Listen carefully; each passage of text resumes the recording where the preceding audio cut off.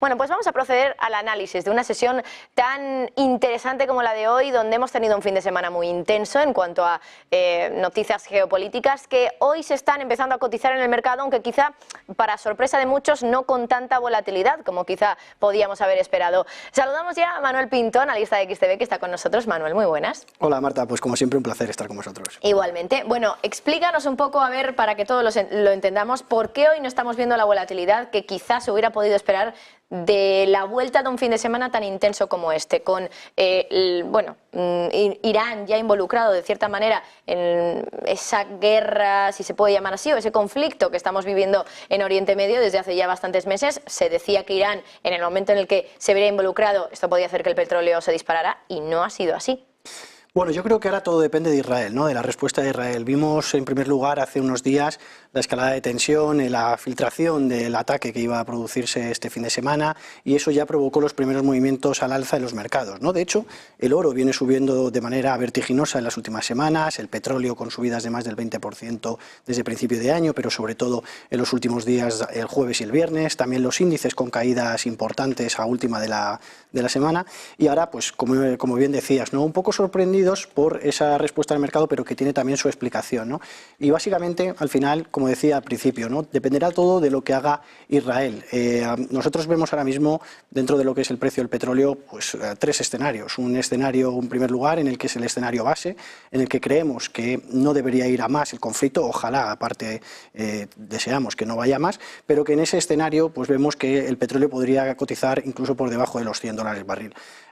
Las sanciones a Irán, nosotros creemos que es una de las posibles consecuencias que hubiera tenido este ataque, pero que a nadie le interesa realmente, ¿no? El precio a los niveles por encima de los $100 barril tiene consecuencias directas en la inflación, tiene consecuencias directas este año, siendo además un año electoral. A Joe Biden no le interesa que el precio de la gasolina, el precio del petróleo suba de manera vertiginosa, y aparte esas sanciones que podría poner a Irán también haría ganar cuota de mercado o ayudaría a Rusia, ¿no? O sea que realmente vemos que ahora mismo la situación como está en este sentido, pues creemos que es el escenario base, que se va a generar de esta manera, que no va a haber sanciones a Irán, que se va a mantener dentro de lo que cabe. Ya hemos visto que no le iba a apoyar en un ataque militar en el caso de que Israel respondiese con ello a Irán, así que creemos que ese va a ser el escenario, ¿no? Y ahí vemos que el barril de petróleo podría bajar o establecerse por debajo de los $100 barril, y sin embargo el otro escenario sí que sería ya ese conflicto armado, esa disputa, ese ataque a las refinerías, a pozos petrolíferos, e incluso a la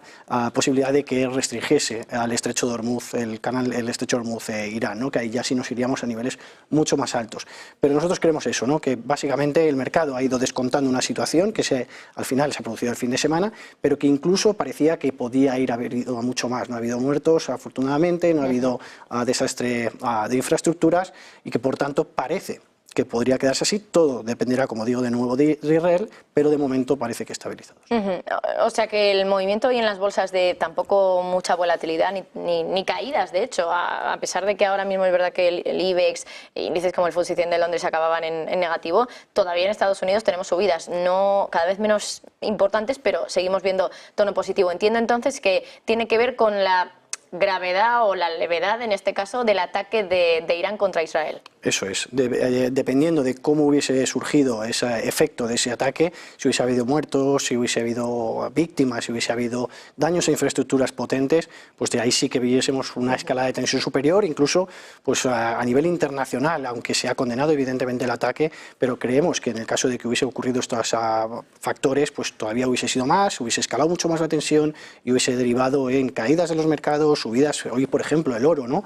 Activo refugio por excelencia, lo decíamos antes, que apenas ha tenido movimientos. Ya no es solo que dices, oye, pues ha subido mucho y ha vuelto a bajar y se ha quedado plano, es que apenas ha tenido grandes movimientos, grande volatilidad en el mercado. Ayer, al abrir la sesión, el yen tuvo un pequeño gap alcista, pero ni siquiera el petróleo ha tenido esa subida tan exponencial. O sea que realmente creemos que el mercado ha descontado una situación que ya hemos visto este fin de semana, que incluso parece que es menos de lo que parecía que podía darse lugar. Y luego está el tema del petróleo, que yo creo que también interesa meternos bastante en este asunto, porque para muchos quizás es difícil de entender. ¿Cómo puede ser que se dijera desde el 7 de octubre, desde el día del ataque de Hamás a Israel, que en el momento en el que Irán entrara a formar parte de este conflicto, el petróleo podría dispararse porque Irán es uno de los países que controla el estrecho de Hormuz. En el momento en el que se corte hay problemas porque por ahí pasa el 20% del petróleo.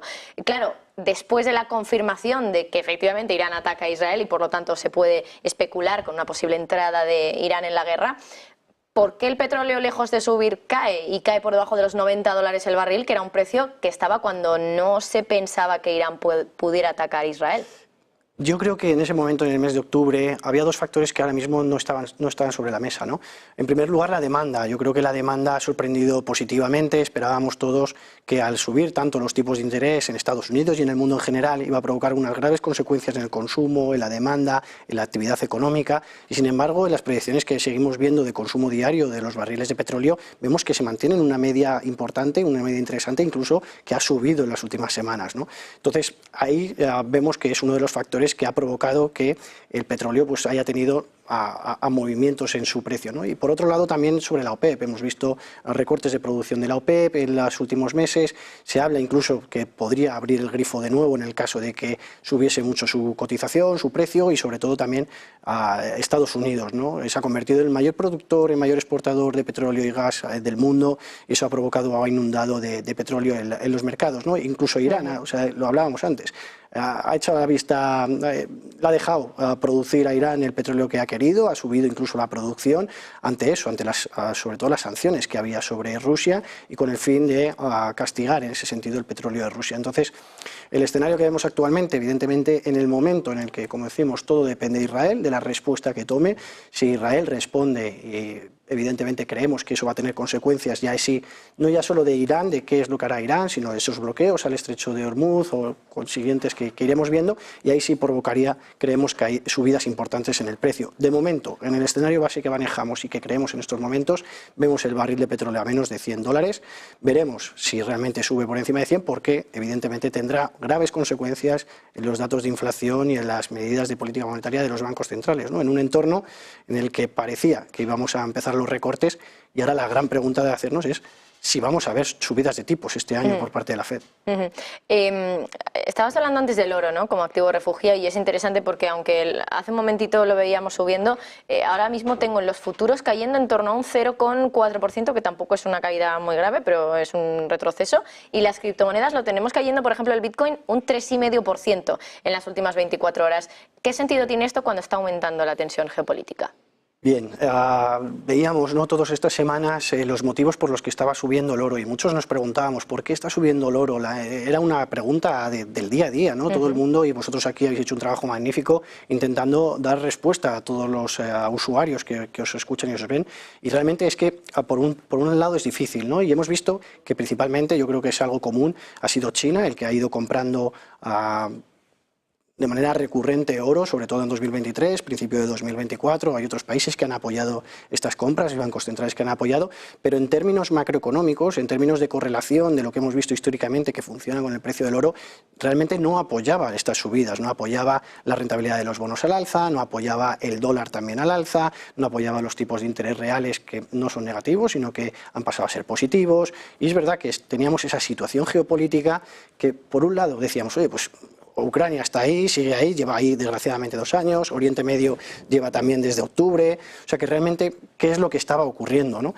Y precisamente en una situación en la que vemos ahora que hay todavía más tensión, sin embargo está bajando el precio del oro, ¿no? Yo creo que eso ha ido descontando la situación que ha ocurrido este fin de semana y que ahora al darse una situación de menos peligro, menos conflicto de lo que cabía esperar, eso está provocando y que puede provocar caídas, ¿no? Ahora vemos alternativas, la plata, por ejemplo, ha tenido una menor revalorización que el oro y sin embargo vemos algunos factores que nos llevan a pensar que la plata puede tener un rendimiento positivo, la revolución verde, ¿no?, la energía sostenible que es muy utilizada para la plata, las políticas monetarias también, la cobertura ante posibles caídas, ¿no?, también de los mercados y que nos hace pensar que puede ser un activo que también puede superar ampliamente los niveles actuales, ¿no? Pero realmente iremos viendo en las próximas semanas el recorrido de ambas. y sobre todo pues la escalada de tensión y lo que vaya descontando el mercado, lo que nos va a ir diciendo el oro, igual nos va anticipando algo, ¿no? Que es lo que nos preguntábamos semanas atrás, qué es lo que saben los países, qué es lo que saben los bancos centrales que nosotros ahora mismo desconocemos. Bueno, pues igual estaban ya intuyendo, ¿no?, esta situación, o igual ahora que empieza a bajar pues parece que hay más relajado, o al contrario, veremos cómo evoluciona el precio del oro, porque eso nos dará pistas sobre la situación geopolítica. Pues Manuel Pinto, analista de XTB, como siempre muy interesante lo que nos cuentas. Muchas gracias. Muchas gracias a vosotros y un placer. Y nosotros hacemos una pausa, pero vamos a seguir hablando del petróleo, que es uno de los activos del día por esa falta de reacción que muchos, bueno, pues han visto en el día de hoy, pensando que al confirmarse el ataque de Irán contra Israel, el petróleo podría dispararse. No ha sido así, está cotizando con caídas superiores al 1%. Enseguida lo analizamos más en detalle.